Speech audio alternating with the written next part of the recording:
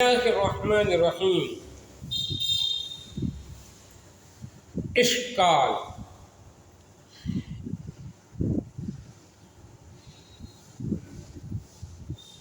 اس روایت میں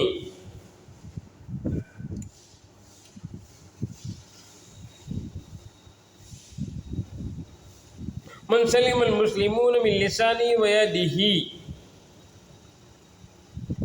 اس حدیث میں یہ ثابت ہوتا ہے کہ جس سے دوسرے مسلمانوں کو عزت یعنی تکلیف پہنچے وہ مسلمان ہی نہیں، حالانکہ یہ اہل سنت والجماعت کے عقیدات کے خلاف ہے۔ جواب یہ ہے کہ یہاں حصر کمال و افضلیت ہے، حصر صحت نہیں، لیکن علماء کرام نے مختلف عنوانوں سے مختلف جوابات دیے ہیں۔ قاضی عیاض فرماتے ہیں کہ اس روایت میں مسلم سے مراد المسلم الکامل جامع لخصالہ ہے۔ بعض نے یہ تعویل کی کہ مراد المسلم الممدوح ہے، بعض کا رجحان ہے کہ افضل المسلمین من سلم المسلمون ہے۔ بلا شبہ علم تحقیق کے وقت یہ درست ہے کہ المسلم کی تقدیر مسلم الکامل یا افضل ترین و قابل تعریف مسلمان ہے، لیکن یہ تعویلات اس لیے بہتر نہیں کہ اس سے حدیث پاک کا وزن گھٹ جاتا ہے،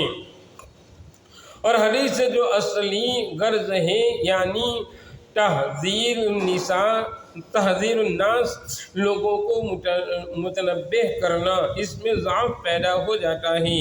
بلکہ مقصود ہی فوت ہو جاتا ہے، کیونکہ حدیث کا مقصد یہ ہے کہ کسی کو ایذا نہ پہنچائی جائے، اور اس تعویل کے بعد لوگ یہ کہیں گے کہ یہ تو مسلم کامل کی علامت ہے،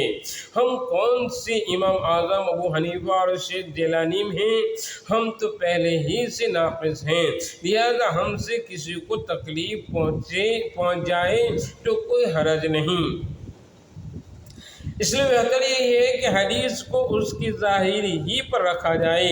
مگر اس کے باوجود ایذا پہنچانے والے کو کافر نہیں کہا جائے گا۔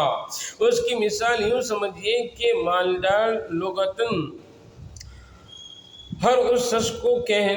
کو کہنا صحیح ہے جو مال رکھتا ہو، اگرچہ قلیل ہی ہو۔ مال کے معنی ہے عین یتنفع بہ ھذا، جس شخص کے پاس ادنا سے ادنا چیز منتفع بھی ہوگی وہ لغتاً مالدار ہوگا، مگر اس سے عرفاً مالدار نہیں کہا جائے گا۔ عرف میں صرف اس شخص کو مالدار کہیں گے جو معتد بھی مال رکھتا ہو۔ اسی طرح دوسروں کو ایذا پہنچانے والا حقیقتاً تو مسلم ہے، مگر عرفاً اس لائق نہیں کہ اسے مسلمان کہا جائے، اسے تنزیل الناقص منزلۃ المعدوم کہا جاتا ہے۔ حضرت نوح علیہ السلام کے بیٹے کے بارے میں انہ لیس من اہلی کا انہ عمل غیر صالح، باوجود ہے کہ یہ حقیقتاً بیٹا تھا، مگر نقصان اہلیت کی وجہ سے بیٹا ہونے کی نفی کر دی گئی، یعنی بیٹا کہلانے کے لائق نہیں۔ یہ تقریر عقیدہ اہل سنت کے بھی خلاف نہیں، اور اس سے حدیث کا وزن بھی قائم رہتا ہے، زجر و توبیخ اور تہذیب کا مقصد بھی حاصل ہو جاتا ہے۔